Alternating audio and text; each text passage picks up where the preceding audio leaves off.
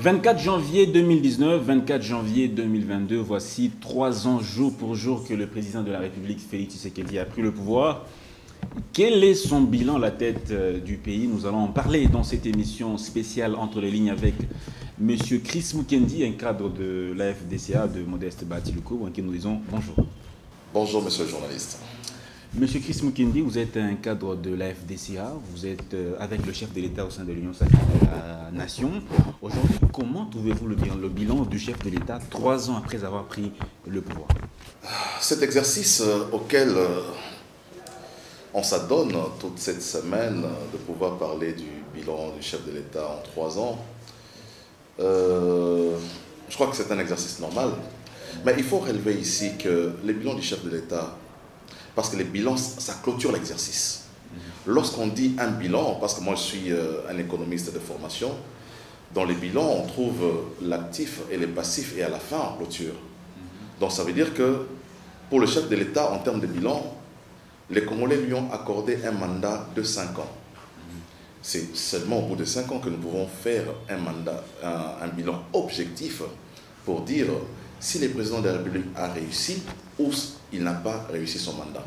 Mais bon, c'est un exercice auquel nous sommes soumis. Nous ne pouvons que y répondre parce que le président de la République a eu à poser des actes en rapport avec le programme du gouvernement qu'il a présenté au peuple congolais, mais aussi en rapport avec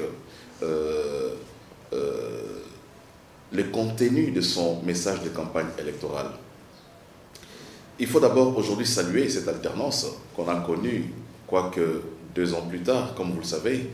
Il était prévu que l'alternance puisse se faire en 2016, mais nous avons connu l'alternance 2 ans plus tard parce qu'il y avait des péripéties politiques qui avaient conduit le pays à aller à un glissement de 2 ans, glissement qui a favorisé l'accès au pouvoir de tous les ailes de l'opposition, majorité et société civile. Voilà, dès lors que nous avons, après ces temps de transition, accédé à l'alternance, le chef de l'État avait promis pendant la campagne électorale que lorsque il accède au pouvoir, il n'y aura aucun prisonnier politique, il n'y aura aucun exilé politique. Les cachots clandestins de l'ANER seront fermés. Il a promis la gratuité de l'enseignement. Il a promis les sociaux congolais. 3 ans après, nous avons vu effectivement que certaines de ces promesses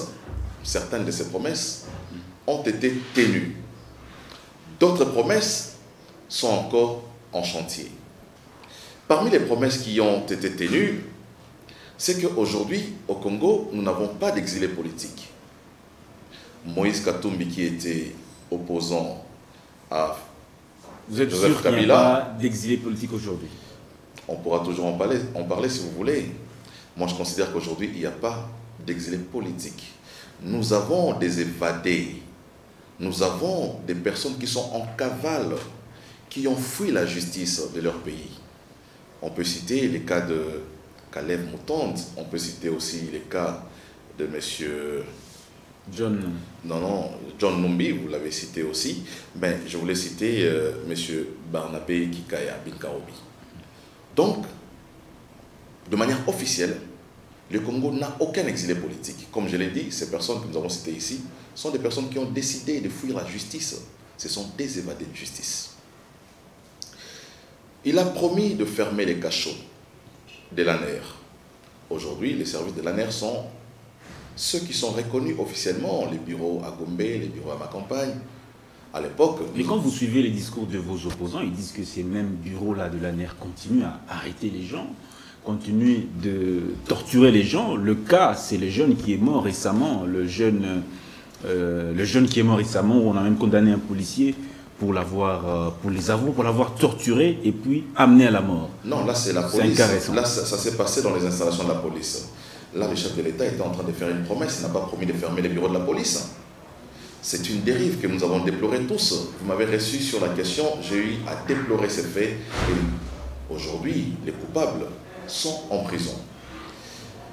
J'ai dit les bureaux clandestins, parce que les bureaux qui sont les services de l'ANER, de l'intelligence, sont des services qui existent, qui sont reconnus officiellement dans les pays, sont des services de renseignement. Mais pendant les régimes passés, on a observé qu'il y avait des cachots dans des maisons des gens. On enlevait les politiciens de l'opposition, on enlevait les journalistes qui étaient torturés à des endroits secrets que personne ne pouvait imaginer. On les cherchait dans tous les services de police, ils étaient introuvables parce qu'il y avait des cachots secrets dans les maisons des gens, dans des sous-sols, et ces personnes ils avaient les yeux bandés, ils ne savaient pas où se trouvaient même ces prisons. Et quand les chefs de l'État accèdent au pouvoir, ils ferment tous ces cachots. Aujourd'hui... Mais on va rester sur le plan politique, okay. M. Chris Mukendi. Donc là, on parlait de l'assainissement du climat politique dans les pays. Tout à fait. Toujours, voilà. On reste toujours sur ces climats-là, sur ce dossier-là, politique. On va parler un peu du FCC Cash. Aujourd'hui, on sait que le chef de l'État ne gouverne plus avec ses anciens alliés du FCC. Mais on a remarqué qu'au cours de la mandature, le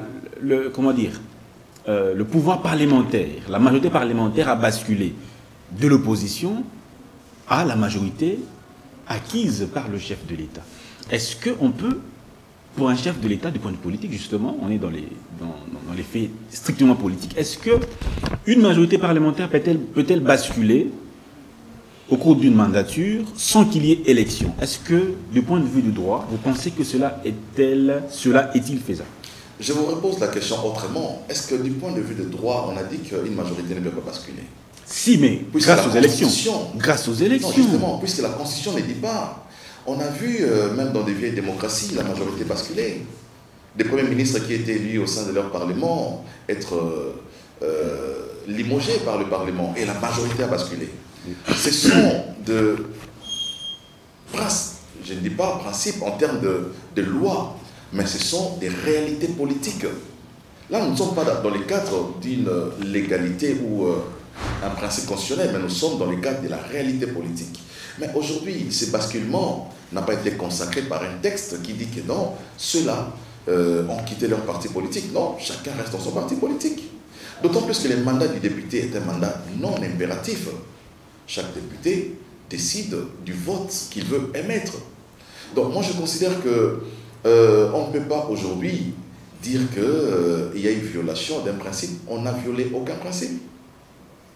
Puisque ces mêmes députés n'ont pas quitté leur parti politique. Mais quand le parti politique les désavoue, nous avons maintenant... Dans les cas du PPRD, non, qui a désavoué tous les députés qui ont adhéré à l'Union sacrée. Justement, lorsque votre parti politique vous désavoue ou vous radie, vous ne perdez pas votre mandat.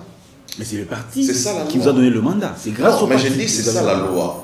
Quand c'est l'inverse, lorsque les députés de son propre gré décident de quitter son parti politique, il perd son siège.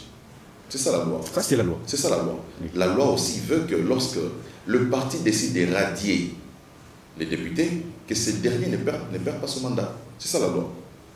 Donc lorsque vous radiez un député, il continue à garder son fauteuil à l'Assemblée nationale. Ou au Sénat. C'est ça la loi. Donc aujourd'hui, je n'ai vu aucun député déposer sa démission. Mais par contre, certains ont été radiés de leur parti politique. Mais comme je dis... Quand on est radié d'un parti politique, on n'engage plus ce parti politique. Est-ce qu'il y a certains qui continuent à engager les partis politiques? Tout à fait. Et ils se réclament de l'Union sacrée de la nation. Non, mais l'Union, ils se réclament de quoi? De l'Union sacrée de la nation. Mais ils se réclament de l'Union sacrée. Tout en étant membres de leur ancien parti politique. Non, je crois que même au sein de l'Union sacrée, cette configuration, cette appellation n'existe même plus de leur parti politique. On les appelle FCC Union sacrée. Parce qu'ils sont dissidents du FCC simplement. Mais ils ne viennent pas, ils n'interagissent pas dans les partis politiques. Les partis politiques sont reconnus et les chefs de partis politiques sont connus. Donc, ils ne peuvent pas, dès lors que vous avez été radié d'un parti politique, vous ne pouvez pas engager les partis politiques. Donc, moi, je considère aujourd'hui que sur les plans politiques, il n'y a aucun prisonnier politique, comme je disais. La liberté existe sur les plans... je parlais hier avec mon ami... Alain Bolodjo, avec qui on a partagé les plateaux hier, avant l'émission, je lui pose la question. Ça t'étonne? Est-ce que la manière dont tu es virulent vis-à-vis du pouvoir, ça ne t'étonne pas que j'ai dit en lingala. Et quand ça va donc ça veut dire que la liberté d'expression est garantie dans ces pays. Il y a des gens qui parlent comme des Alain Bolotois. Il y a aussi des gens qui ne sont même pas inquiétés. Il y a aussi des gens qui ont été arrêtés parce qu'ils auraient tenu des propos outrageants au chef de l'État. Non, mais ce n'est pas l'initiative du chef de l'État. Voilà, il y a des services quand même dans ces pays qui considèrent qu'il y a des limites à ne pas déborder. Lorsqu'on vient sur des plateaux de télévision, nous sommes d'abord des responsables. On ne vient pas pour appeler la population à l'insurrection. On ne vient pas pour appeler la population à la rébellion. Lorsque vous les faites, vous êtes en faute vis-à-vis des lois de la République. Et vous devriez être arrêté, interpellé. C'est ça aussi l'état des droits. L'état des droits n'est pas un état de libertinage politique.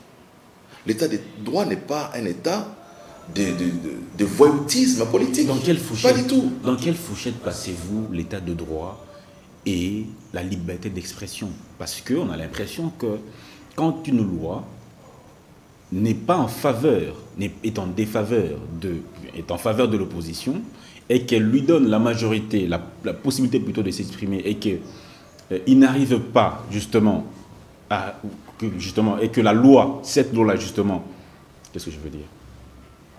Quand un opposant justement s'exprime sur un sujet donné, et que cela vous dérange, cela ne touche pas forcément atteinte à votre chef, au chef de l'État ou à votre regroupement, Union sacrée de la nation, et que cette personne-là est arrêtée, et que vous dites simplement que la loi s'est appliquée. Mais justement, quand on remarque qu'à l'époque où vous étiez opposant à Joseph Kabila, quand vous vous exprimiez, c'était liberté d'expression, la personne doit s'exprimer, mais si ça s'applique à vous, ça applique aux autres, vous défendez la même loi. Ce n'est pas deux poids, deux mesures. Il y a une nuance entre liberté d'expression et état des droits. Même la liberté d'expression s'inscrit dans les cadres de l'état des droits. Là où commence la liberté, c'est limite la liberté des autres. Il faut respecter les principes de liberté. Liberté, comme j'ai dit tout à l'heure, ne veut pas dire libertinage. On reconnaît la liberté d'expression. Je viens d'évoquer les cas d'Alain Bolotois. On peut évoquer autant de cas des personnes qui expriment librement leurs opinions sur les plateaux de télévision, qui n'ont jamais été inquiétés.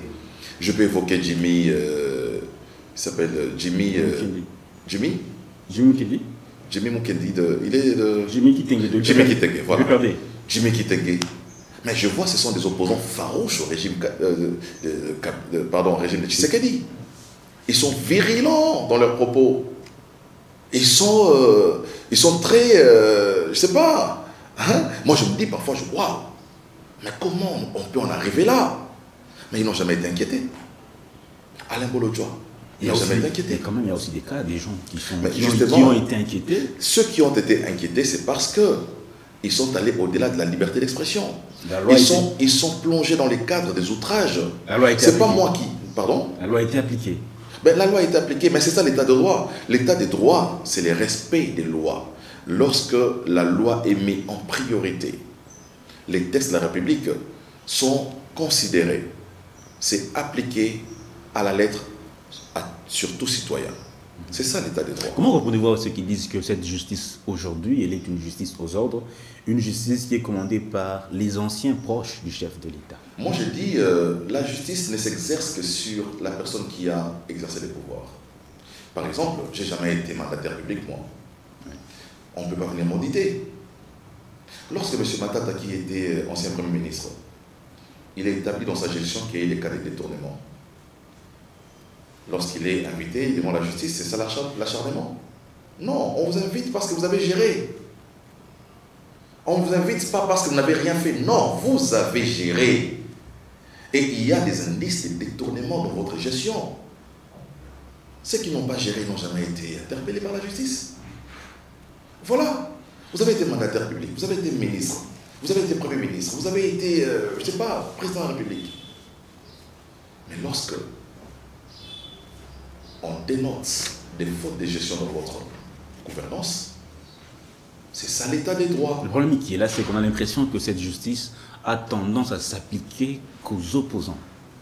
C'est ça le problème. Non, Vital Kamerhe était-il opposant avec Tshisekedi? Les directeurs des cabinets du chef de l'État, Il a été le premier à en payer les prix. Était-il opposant à Tshisekedi? Voilà. Donc ce sont des arguments que les gens voudraient faire passer afin de faire croire à l'opinion que Tshisekedi est un dictateur. Mais en réalité, Tshisekedi a effectivement mis une mur de séparation entre son pouvoir et la justice. Comment voulez-vous rassurer? Et la justice, il y a séparation du pouvoir. Comment voulez-vous rassurer l'opposition ou les acteurs politiques de l'opposition quand ils se plaignent sur des questions de droit? Qu'est-ce qu'il faut faire pour les rassurer, qu'ils sentent réellement que nous sommes dans un état de droit? Qu'est-ce qu'il faut faire? Vous savez, c'est de leur droit. L'opposition est un droit. Mais la diabolisation aussi du pouvoir, qu'est-ce qu'on peut faire? Ça entre dans le cadre de la diabolisation du pouvoir. Nous ne sommes pas dans le cadre d'une opposition républicaine qui apporte des idées afin de construire la République. Nous sommes en face d'une opposition diabolique, diabolique, qui veut faire croire à l'opinion que tout est noir, que Tshisekedi c'est les sorciers, Tshisekedi c'est lui, les démons du Congo. Voilà cette opposition qui en réalité devrait se constituer en une alternative. En réalité, l'opposition est une alternative. L'opposition n'est pas cet conglomérat des gens qui viennent pour simplement tirer sur les régimes. Pas du tout. L'opposition est un programme alternatif présenté aux Congolais pour dire, voilà, à la place de la gratuité, M. Tshisekedi, au lieu de faire ceci, il a fait cela. Nous pensons qu'il aurait fait telle chose. Et nous nous proposons en alternative pour faire mieux que lui. Alors, parlons social. Parlons social. Social, puisque nous parlons déjà social, puisque nous parlons de la gratuité de l'enseignement. C'est là que commence le social. Vous savez, priver un peuple de l'éducation, c'est tout le privé. Un peuple qui est analphabète, un peuple qui n'a pas accès à l'éducation, c'est un peuple qui est appelé à la servitude. Félix Tshisekedi, quand il prend le pouvoir, il y a une constitution en place qui veut que la gratuité de l'enseignement soit un principe. Mais il trouve cette disposition non activée. Mais déjà pendant la campagne électorale, il annonce que s'il est élu président de la République, il va appliquer la gratuité de l'enseignement. Et lorsqu'il accède au pouvoir, la première année, il commence avec la gratuité. Mais pour quelle éducation? Non. Quand vous entrez dans les salles de classe des enfants, vous avez tellement... Qu'il y a vraiment beaucoup d'enfants. Surpopulation. Voilà. Les salles de classe. Mais voilà. Nous avons entendu ici dans ces pays des gens qui étaient au pouvoir qui ont dit avoir construit 1000 écoles. Aujourd'hui, est-ce qu'on peut poser la question où sont les 1000 écoles puisque l'argent a été décaissé des trésors publics? Où sont passées les 1000 écoles? Normalement, on devrait avoir des marches dans ces pays pour demander au régime Kabila où sont les 1000 écoles. On allait demander à Matata Pogno où sont les 1000 écoles. Mais il n'y en a pas. L'État est une continuité. Félix Tshisekedi décrète la gratuité de l'enseignement, mais on sait qu'il existe 1000 écoles. Les élèves vont dans les écoles périphériques, là où ce sont les écoles de l'État, afin de participer aux cours. Mais il n'y a pas ces écoles. Donc aujourd'hui, je dirais même que la responsabilité de la limitation des nombres d'élèves dans la salle, ça ne relève pas du gouvernement de la République. Est-ce qu'il ne fallait pas faire d'abord une étude préalable pour savoir d'abord s'il y a des écoles qui peuvent contenir le nombre d'élèves que nous avons dans le pays? Moi, je suis d'avis. Je suis pour que cette gratuité puisse aller en progressant en attendant que l'État congolais puisse construire des écoles, puisqu'on nous a menti qu'il y avait des écoles alors qu'il n'y en a pas. Dans la mesure où les Congolais ne s'est pas revendiqués pour demander les 1000 écoles que Kabila nous avait promis, il n'y en a pas, alors que l'argent était sorti de la caisse de l'État. Aujourd'hui, il faut que le président de la République, moi je suis de ceux qui pensent qu'il faut repenser cette politique de gratuité. Aller repenser comment? Repenser dans le sens que on peut dire, ok, la gratuité, on est d'accord, mais on va commencer de la première primaire jusqu'en quatrième primaire. Pour l'année 2000, par exemple, 22, et à l'année 2023, le temps pour nous de recueillir beaucoup plus de moyens, de mobiliser beaucoup plus de recettes, nous puissions l'étendre aux autres, à d'autres niveaux. Donc, 2022, on dit, ok, gratuité, mais c'est seulement de première primaire jusqu'en quatrième primaire. Et l'année 2023, nous prenons de la quatrième primaire jusqu'à huitième. C'est une proposition que moi je peux faire, c'est une réflexion que j'ai faite. Parce que nous avons vu que cette gratuité qui a été décrétée a connu aussi beaucoup de difficultés. En termes de moyens, déjà la gratuité en elle-même, les frais de fonctionnement pour toutes les écoles réunies vont jusqu'à 3 milliards de dollars l'an. Lorsque vous avez un budget pratiquement de moins de 11 milliards, il est pratiquement difficile. Donc je dis, ça peut être repensé. Mais c'était une belle initiative, il faut reconnaître. Il y a de parents... C'est une initiative constitutionnelle que vous ne devez pas récupérer. Mais juste, non, c'est constitutionnel, c'est un droit constitutionnel. Oui. La gratuité est un droit constitutionnel qui a été privé aux Congolais. C'est ça la vérité. Et à part cela, ça a été privé aux Congolais. Le social, c'est aussi le logement. Justement, le logement, tout cela, l'alimentation, tout cela, ça fait partie du social. Mais je suis en train d'en arriver. Vous dites que le social, c'est aussi les transports. C'est vrai. Dans les domaines du transport, vous avez vu les efforts qui sont fournis par le gouvernement en rapport avec tous les bus Transco qui sont arrivés ici au pays. Et pour la première fois, les gouvernements de la République, parce que les bus Transco ne roulaient qu'ici à Kinshasa et à la limite dans les Bandundu, les bus Transco. Mais aujourd'hui, vous pouvez trouver les bus Transco à Isiro. Ça veut dire que cette politique, elle est nationale, c'est pas fait pour Kinshasa. Le président de la République, soucieux de voir les étudiants de la République être dans les meilleures conditions, aller étudier dans les meilleures conditions, a mis à leur disposition 600 bus. Et aujourd'hui, nous n'en avons que 100. Justement, mais c'est un programme. Ils ont disponibilisé 100, mais c'est 600 qui vont aller même dans les provinces. C'est à Kinshasa qu'ils ont disponibilisé 100, mais ça va aller jusque dans les provinces. En rapport toujours avec les transports, parce que les transports n'est pas que terrestre, nous avons aussi un transport aérien. Les prix des billets d'avion ont été réduits sensiblement à la baisse, à près de 50% de réduction. Aujourd'hui, avec 90 $, tu peux aller à Mbandaka. Mais pourquoi est-ce que maintenant les prix des bagages prennent de la hauteur? Pas du tout. Dans les prix, ça veut dire... Pas du tout, vous payez... Les bagages coûtent un peu plus cher que quand vous payez les billets. Le bagage ne coûte... On a l'impression que le prix reste au même niveau. Non, c'est faux, c'est un discours des détracteurs. J'aurais bien voulu même vous payer un billet pour faire un tour à Mbandaka, même la semaine prochaine.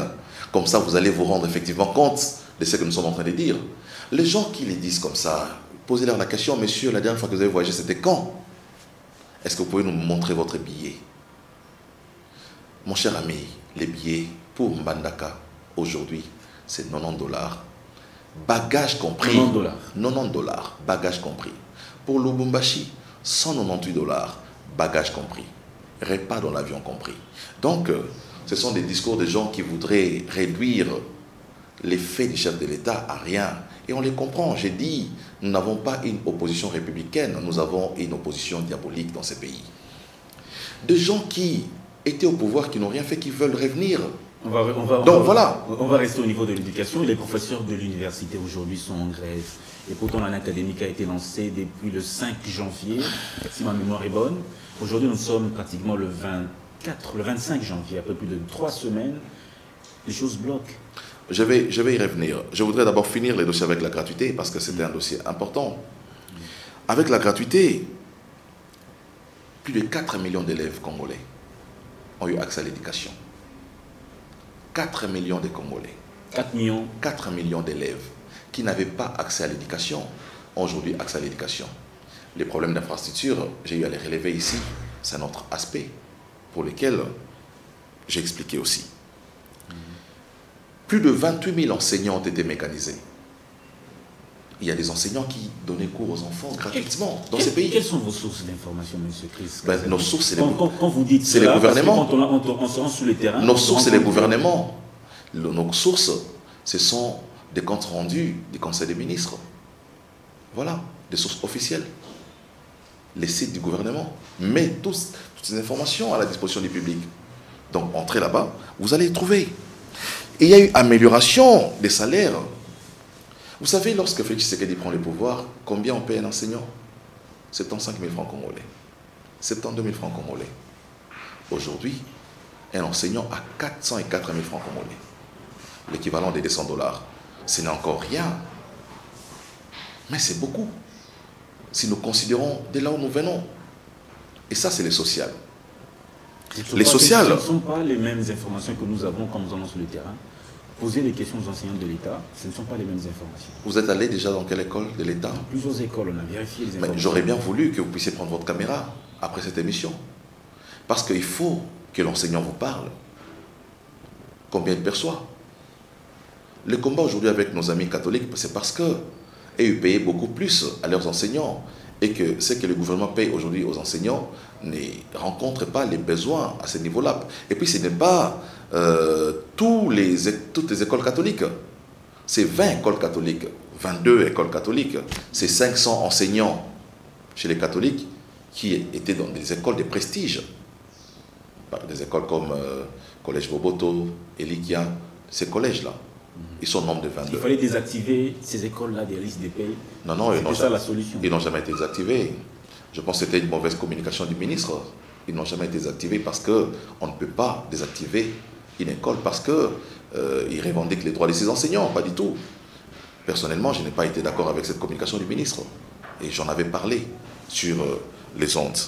Donc je crois qu'aujourd'hui, nous devons reconnaître que les efforts sont menés au niveau du gouvernement. On était en train de parler du social. Les sociales, c'est aussi Boukan Alonso qui a été relancé. Les sociales, c'est aussi Kanyamaka CC. C'est Koulouna qu'on a... social, c'est aussi le Chinchard qui doivent venir... Mais qui est venu, qui devait venir, et qui est venu. Et qui est venu. Bah oui, et qui a été consommé. Pas d'incidence sur le prix du marché. Non, il y a eu incidence, mon cher ami. Tu sais, aujourd'hui, il y a une guerre économique avec les opérateurs, entre les opérateurs et les gouvernements. Il faut rappeler aussi qu'après avoir perdu la guerre politique, nos amis du FCC qui, en réalité, détiennent l'économie du pays aujourd'hui, parce que les grandes entreprises... Nos amis du FCC détiennent, les gens du FCC détiennent l'économie aujourd'hui. Ah oui. Ce sont les Indo-Pakistanais. Non, mais ces entreprises-là, je prends le cas d'Egal. À qui appartient Egal? C'est un individu. C'est un individu. Voilà, on ne va pas faire ces débats-là.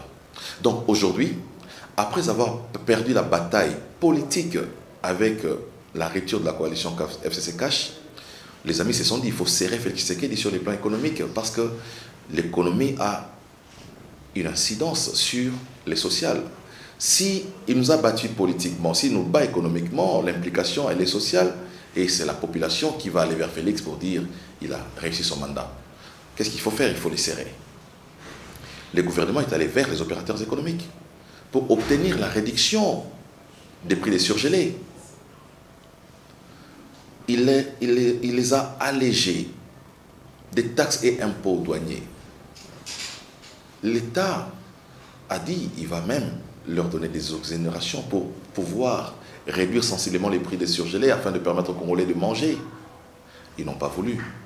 C'est alors que, puisque l'État gère des questions conjoncturelles et des questions structurelles dans un pays, il fallait trouver une réponse conjoncturelle en ces moments-là. Et la réponse conjoncturelle, c'était qu'il fallait négocier l'importation des produits surgelés pour inonder le marché. C'est un principe économique. Lorsqu'on inonde le marché des produits, ça fait que la concurrence qui en découle fait que les prix de ces produits puissent connaître une baisse. Et c'est cette politique que le gouvernement a mis en place. Il a renfloué le marché avec des chinchards pour obtenir la réduction.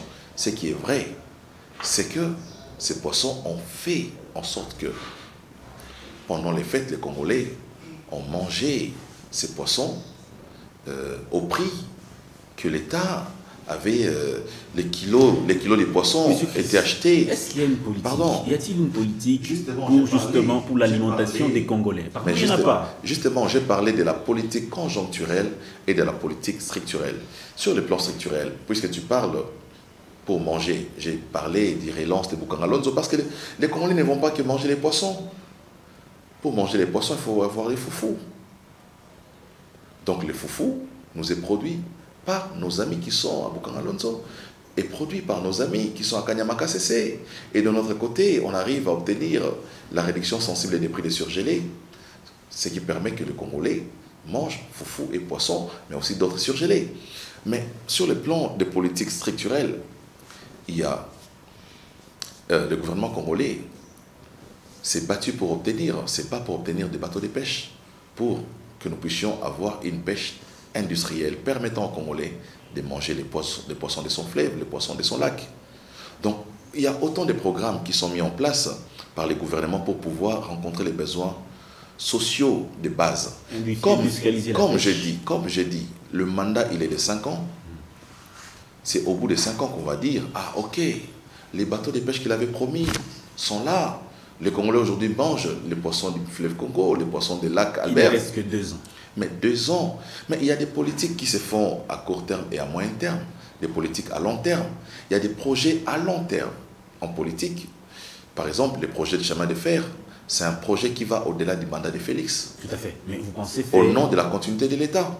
Donc, ce qu'il aura à faire, il le fera. Ce qu'il n'aura pas pu faire, il y aura un autre président qui viendra après lui, qui pourra continuer. Mais quand on parle maintenant de l'aspect sécuritaire aujourd'hui, vous avez le chef de l'État instauré l'état de siège depuis le mois de mai 2021. Aujourd'hui, nous sommes en janvier 2022.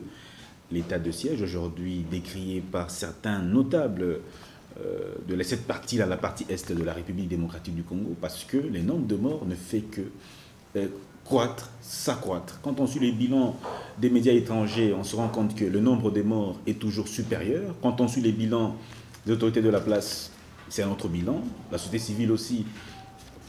On peut dire aujourd'hui que le chef de l'État a-t-il réussi dans cet aspect-là de la sécurité de l'Est de la RDC après 3 ans de prise de pouvoir? Après 3 ans, très bien. Mais dis-moi, mon cher ami, ces massacres à l'Est de la République datent de plus d'une décennie. Joseph Kabila, qui était un président militaire, a été incapable de finir la guerre, qui connaît les stratégies militaires. Joseph Kabila, qui est l'ancien militaire, qui a fait la rébellion, qui est entré ici en libérateur, il a été incapable de finir la guerre. Félix Tshisekedi, en 3 ans, il a posé des actions en rapport avec ce qui se passe à l'Est avec ces massacres, notamment en instaurant l'état des sièges. Dites-moi, puisque nous voulons que la vérité soit dite entre nous, parce que nous sommes des Congolais, la dernière fois que vous avez reçu dans votre téléphone des images de massacres à l'Est de la République remonte à quand? Ici, c'est moi qui pose des questions. Voilà. Nous recevons c'est une question, régulièrement. Voilà, c'est une question que je peux poser aussi même aux téléspectateurs qui nous suivent, parce que nous avons tous des téléphones Android. Il ne s'est passé pas une semaine dans nos téléphones sans que nous puissions voir des images atroces des opérations qui sont menées par des ADF à l'Est de la République. Que voulez-vous dire par là? Je veux dire que la disparition de ces images dans nos téléphones doit nous interpeller. Ça veut dire que le travail est en train d'être fait à l'Est de la République. Est-ce que vous savez que plus de 7 km de nos frontières à l'Est ont été récupérés à travers l'état des sièges? C'est vous qui le dites. Des bastions qui étaient occupés autrefois par les agresseurs. Nous avons mutualisé les forces avec nos amis de l'Ouganda. Il faut dire qu'il y a des actions d'envergure qui sont menées aujourd'hui à l'Est de la République. Les gens qui crient à la fin de l'état des sièges sont pour la plupart des gens qui ont des intérêts économiques dans les coins, qui profitent, qui ont construit des immeubles sur les sangs des Congolais. Quand la population elle-même le dit en micro, elle aura quel intérêt derrière? J'ai dit, nous avons une population qui est très souvent manipulée par les politiques. Vous savez, à chaque action, parfois, moi je suis pour les actions spontanées de la population, mais lorsque vous voyez des gens sortir dans la rue, ils ont eu des t-shirts qui ont été imprimés, pour une population qui est dans la souffrance, va se permettre d'aller imprimer un t-shirt, porter un t-shirt au nom d'une certaine organisation et réclamer dans la rue. Parfois, ils sont manipulés. Vous avez parlé de la presse étrangère. Savez-vous parfois à qui obéit cette presse internationale parfois? Il y a des multinationaux derrière, qui ont des intérêts dans les coins, qui alimentent les rebelles, qui leur donnent des armes, qui leur donnent des téléphones. Ce que le président de la République est en train de faire aujourd'hui à l'Est de la République, ce n'est pas pour son intérêt personnel, c'est pour l'intérêt de la République. Et ça doit être soutenu par tous les Congolais. Aujourd'hui, l'effet d'avoir militarisé cette zone-là, la partie Est, en instaurant des couvre-feux, en instaurant des perquisitions dans les maisons, en instaurant des bouclages, n'arrange pas les gens qui ont des intérêts dans ce qui se passe à l'Est. C'est tout à fait normal qu'à un certain moment, ils puissent demander à ce qu'on arrête. Vous avez suivi le président de l'Assemblée nationale, Mbosso, demander aux députés nationaux de quitter les groupes armés. Pourquoi il a dit? Combien de temps faudra-t-il pour mettre fin à cette situation? Parce qu'on a dit que c'est une guerre qui date de plus de 10 ans. Il faudra combien de temps pour que pratiquement cette guerre-là soit totalement écartée? Je pense que la paix n'a pas de prix. Et on ne sait pas à quel moment nous serons menacés, à quel moment notre pays sera agressé. La paix demeure pour nous une priorité dans le pays. Je ne peux pas ici dire, dans une année, on va finir ça. On ne sait pas comment ça se présente. Moi, je ne suis pas un expert. Ça veut dire que je ne suis pas un expert dans les domaines. Mais je dis simplement que ça fait plus d'une décennie que nous avons cette situation à l'Est de la République.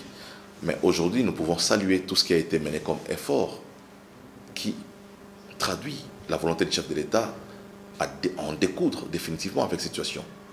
Et les progrès sont évidents. Très bien.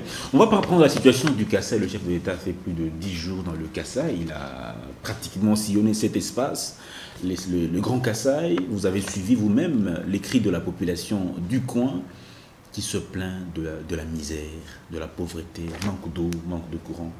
Est-ce que déjà au niveau du gouvernement central, à part le projet des 145 territoires qui a déjà été lancé récemment, est-ce qu'il y a une politique qui avait été mise en place pendant les 3 années du chef de l'État pour aider cette population de l'intérieur à retrouver le sourire? Parce qu'on a l'impression que Kinshasa et la partie intérieure du pays, c'est 2 mondes différents. C'est des gens qui vivent de façon très malheureuse.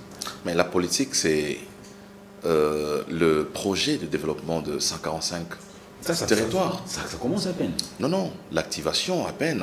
Mais c'est un projet qui est déjà consacré dans les programmes du gouvernement. Lorsque vous lisez les programmes du gouvernement, c'est un projet qui était déjà prévu. Mais la réalité du terrain a fait que les chefs de l'État décident d'activer rapidement ces processus. Parce qu'ils ne pouvaient pas s'imaginer que la situation à l'intérieur du pays était aussi catastrophique. Vous savez, lorsque le chef de l'État a fait la campagne électorale, il n'a pas sillonné tout le Congo. Parce que c'était un candidat de l'opposition qui n'avait pas les moyens de faire tous les pays. Mais vous savez, l'idée que nous faisons parfois de la République ici à Kinshasa n'est pas la réalité. Donc, il fallait arriver sur place pour se rendre effectivement compte de la misère de notre peuple. Donc, aujourd'hui, nous pensons que avec les projets de développement des 145 territoires qui est axé essentiellement vers l'éducation et la santé, faire en sorte que les infrastructures sanitaires, les infrastructures scolaires soient construites et permettre un développement rapide du coin. Ces programmes, c'est notre salut en ce moment. Et ce qui permettra, c'est qu'il y ait une émergence rapide et automatique dans tous les coins. Et ici, je voudrais annoncer aux amis qui nous suivent que les projets de développement des 145 territoires va engendrer 26 millions d'emplois à travers les pays, de manière formelle et informelle. Merci beaucoup, M. Christ. Donc, ça fera en sorte que les amis qui sont à l'intérieur du pays puissent effectivement palper du doigt toutes les promesses de campagne qui ont été faites par le président de la République et on va jouir des besoins sociaux de base de notre pays. Dernière question. Le chef de l'État, Lodja, il dit Eloko Yakoboma, je l'ai dit en lingala, Eloko Yakoboma Zanangote, Mboka ici et Koufa. Cette phrase a créé la polémique, mais on a suivi même certains chefs religieux qui disent qu'en tant que président de la République, il ne pouvait pas s'exprimer de cette manière-là. J'aimerais que ces personnes-là qui disent en tant que président, les jours où ils deviendront présidents, eux ne le diront pas. Mais c'est une vérité. Au quotidien dans notre pays, c'est une vérité. Puisque ça sort de la bouche du chef, ça devient un problème. Mais ce qui me fait mal, c'est de voir même un évêque catholique, un cardinal, se limiter à ces propos-là. Mais le président ne s'est pas limité là. Le président dit Mboka et Koufa. Mais qu'est-ce qu'il a dit encore après? Le président a dit Toye Punakotonga Mboka Totombola Ekolo. Et ça, le cardinal n'a pas entendu. Voilà la mauvaise foi. C'est un homme d'église. La sincérité voudrait que lorsqu'il s'exprime devant les fidèles de l'église, qu'il leur dise la vérité. Rien que la vérité. Jésus, il est le chemin, la vérité et la vie. Donc l'évêque devrait dire la vérité. Pas prendre une portion, se comporter comme un militant, un cadre de l'AMUCA ou du FCC, pas du tout. Merci. Il aurait dû dire la vérité pour dire chef alobagi boé, malobagi pe boé. Mais oh on a l'obité. Donc vous voyez déjà cette attitude partisane d'un chef religieux que nous ne partageons pas. Mais ce que le chef de l'État a dit, c'est un héritage. Mboka et Koufa, c'est un héritage. Il n'a pas dit Mboka et Koufi, il a dit Mboka et Koufa. Miba, où est Miba aujourd'hui? Où est la Jekamine aujourd'hui? Mais Mboka et Koufa, où est la Miba? Toutes les entreprises qu'il y avait ici au Congo, qui sont tombées en faillite, elles ont Koufa. Voilà Mboka et Koufa.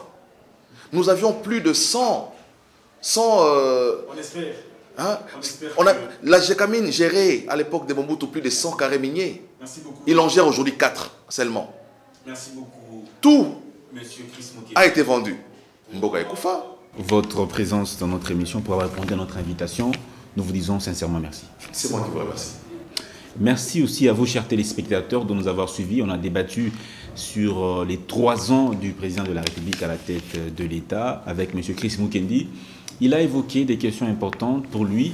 En tout cas, la République est en marche. La République est en train d'aller de l'avant.